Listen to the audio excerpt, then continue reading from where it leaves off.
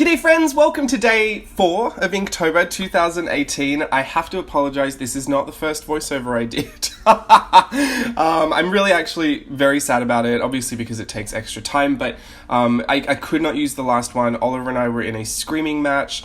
I didn't even get all the way through it, about 3 or 4 minutes in, so I didn't lose a lot of time, I guess. But he started jumping on the door handle. I don't know if I've told you this before, but Oliver can open doors, so that's been fun. He was jumping on a door handle that was actually blocked by something, so it was like a never-ending pursuit of him trying to get into that cupboard, and he just wouldn't stop. And so all that you could hear in the background was this crashing on this door handle, and then I started yelling at him, and then he went into the kitchen, he opened the cupboards, he pulled out food, and started trying to get into the bottom of his cat food bag, so it was just like rustling in the kitchen. I couldn't bear it, it was so annoying. And now he's in the bedroom. I believe he's going to go and torment Bianca. So I will stick with this, but if you hear the jingle jangle of those cat bells running around the house, I'm probably going to start yelling, so block your ears. I cannot deal with those cats.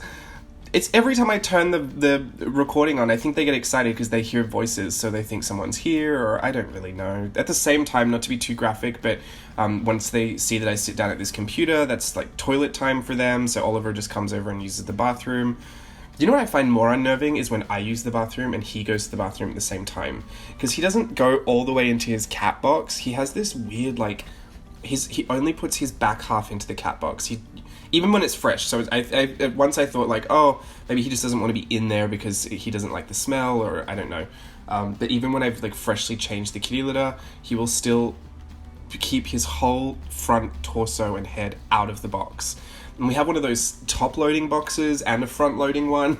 I don't know what to call them, so I call them that, but both. Even on the top-loading one, he's full-on out of the top hole. So, enough about kitty litter. I'm so annoyed with them, actually. So maybe I will start ranting about the cats, but they're just being so frustrating. I don't know what their problem is. So today's prompt, before we go too far, I think I almost forgot to say yesterday's prompt. I don't have it in front of me. Where is it? My life is falling apart today. It's only day 4 of Inktober and I've completely lost it. I think I remember it.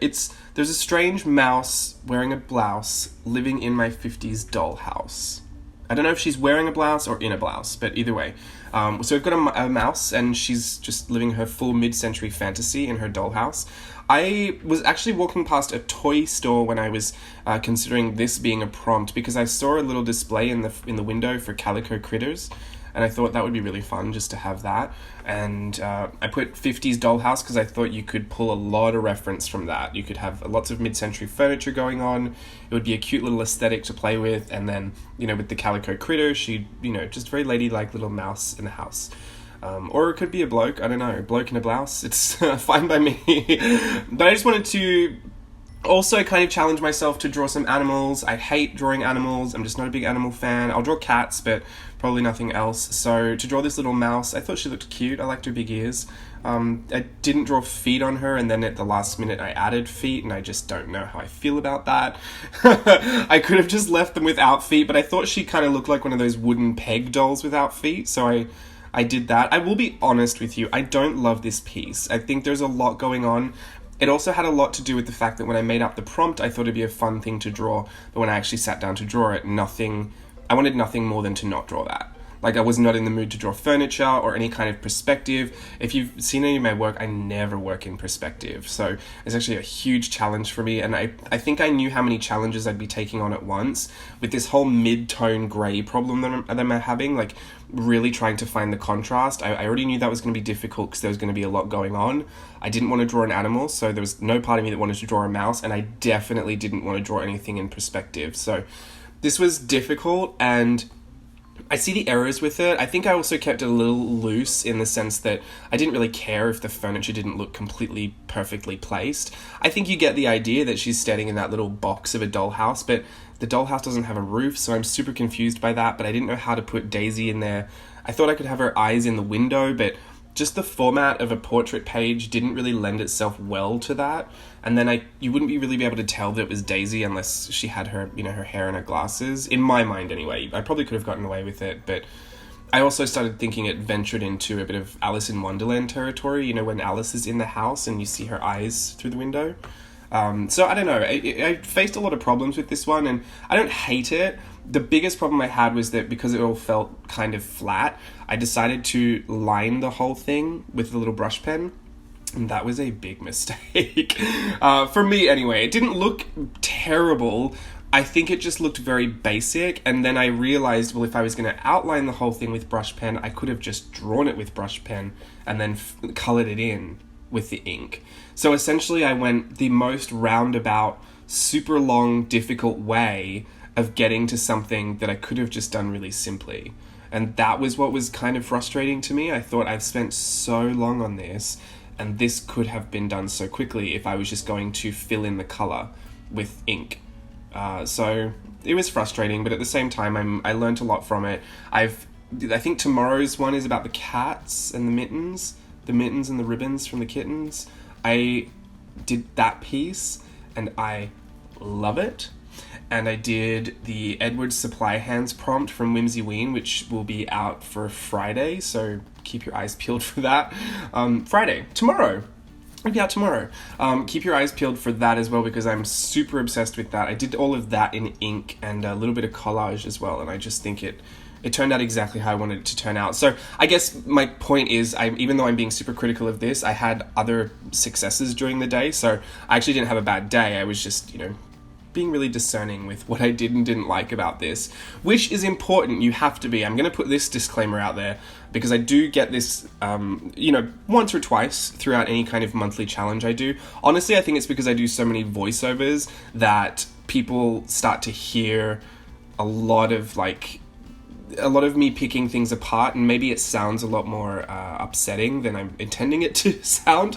But I do just want to say I have no problem with self-critiquing. If I'm the one to roast my work harder than anybody else can, then I can avoid the pain of that. But I don't do it for that. Honestly, I just want to grow and I want to learn. And to do that, you have to identify what you do and don't like about things. It's just as simple as that. So I think it's really important for us to critique our own works and be gracious, be kind, be generous in the way that you do it, but also don't hold back. I mean, if the point is for you to get to a better place, sometimes you're going to have to tell yourself things that you don't want to tell yourself, like, you are just not good at that yet, you need to keep practicing, or if you want to be better at that, it's going to take a lot of work. Some people don't even want to hear that because, the thought of it seems so daunting, but, I've straight up this month I've had to tell myself, like, I have next to no concept of how to contrast all of these midtones without reference. Like, maybe if I had, and someone suggested doing a thumbnail sketch in color, which I thought was a really good idea.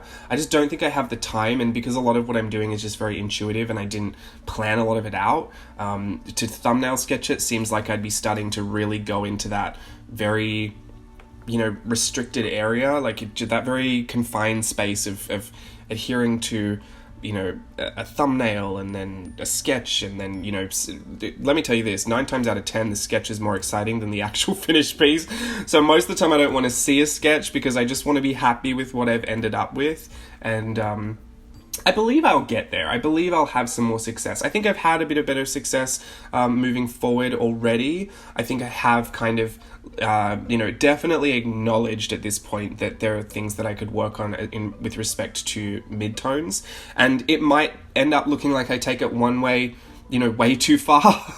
Maybe things look way too dark, or they look way too light, or maybe the contrast still isn't there. But it's definitely something that I'm happy to work on, and I think is not a problem for me to point out. I just want to let you know that I will be analyzing what I do as I do it, and I think it's important to do that. If you don't want to, that's completely fine, and I'm not opening up the floor for anyone else to weigh in with their critiques. It's fine. I have a thick skin. You can say whatever you would like. I don't need to really process anything other than, do I like it? Do I not like it? What do I want to achieve? How do I achieve that? And so with this, I just think I didn't want it all outlined like that. I wanted it to be very lineless. I wanted it to be very blocked in and simple in its approach. I wanted the contrast between Daisy in the background to be, in hindsight, I probably could have just done Daisy a whole lot darker, and that would have made that little dollhouse kind of pop out. And maybe that would have been fine as well, and I probably should have done that, but I didn't do that. And one of the other problems I've been having is that using this Muji gel ink pen, it is not waterproof. And so when I add these details in, which I get way too excited to do and I go overboard, once I add them in, I'm restricted with where I can paint, because if it reacts with the water, I don't necessarily hate the effect. In fact, I like that blurred edge kind of effect, but I don't like that it pulls out a very blue-black ink, because the ink that I'm using seems very neutral, if not a little warm. It is Sumi calligraphy ink. I had this question asked before as well, if it was India ink and if it was any different. To be honest, there are no like super noticeable differences between India ink and the Sumi ink. The Sumi ink dries a lot flatter and a lot more matte than I've seen India inks dry before. And if I'm not mistaken, I'm going to try and pull this up on Google if I can really quick. I believe Sumi ink is made from vegetable soot. Just bear with me while I Google this for a second. Where am I? Google Sumi ink. It says here, what is Sumi ink? Formulated for Sumi painting and calligraphy, is convenient liquid form. This is permanent black ink made from quality vegetable oil soot, formulated especially for Sumi painting and calligraphy. Yeah, so vegetable oil soot. They can come in ink sticks as well, which you kind of grind into this cute little... Have you ever been to Daiso? If you have a Daiso, they'll probably sell one of these little ink blocks and a little grinding stone. That would be a Sumi ink. And... oh, it says sometimes incense and medicinal scents are added to the ink sticks. I don't think there's any of that in mine. I do have it linked below if you want to have a look. Oh, I just tried to Google India ink, but I wrote ink. I'm sorry if this is boring, but now I'm really excited to see what the difference between India ink is. Indian ink, also Chinese ink, is a simple black or colored ink, once widely used for writing and printing, and now more commonly used for blah blah. Okay. What's it made of? I'm trying to see what the real difference might be. Oh, it says it's also a variety of fine soot. Combined with water to form a liquid, no binder material is necessary. Carbon molecules, blah blah blah. Oh, well, you know what? They probably seem almost the same. I'm guessing that you might just notice the difference with some different brands, you know, like whatever binder they might decide to put in there, or like some kind of gelatin or animal, you know, something, some glycerin or something. Whatever they decide to put in there might be the difference between what makes some more matte and some more glossy. But the one that I work with is matte for the most part. If you lay it on very thick, I do tend to notice kind of a sheen, and it becomes maybe a little tacky even until it's completely dry. But even then, some of the ink that is on top will still react because it's not really sunken into the substrate. So I don't know. I guess if you were playing with Inktober, this would be something you could learn about. The actual ink itself. Maybe that's what I should be trying to learn too. I don't know. I've only used this one. I don't feel the need to change because this one works so well for so many different things. And I think with it being so matte for the most part, but even when it isn't that matte, it never really stuck together in my journals, and I never had a problem going over the top of it with other mediums, and especially white gel pen. It works beautifully with white gel pen, which is really important for me because that's one of my favorite steps, is to add those highlights and white gel pen details. So I will leave you with that. Not super happy with it, but I've definitely learned a lot, and that's what I'm here to do. So I will move forward with excitement and grace for myself, and with the knowledge of knowing what I need to fix and trying to do that. But more than that, I'm excited for tomorrow's Inktober piece. And I'm excited for the Whimsy Ween Edward Supply Hands video that will be up with you tomorrow, Friday the 5th. Super excited for that. I think I've built it up way too much, but I don't really care. It worked out exactly the way I wanted. You know when you have that feeling, you're like, yes, I did it. That's exactly what I wanted. I couldn't be more happy with that, even as simple as it might look. I really loved it. Okay, I'll see you tomorrow. Have a great day. Bye.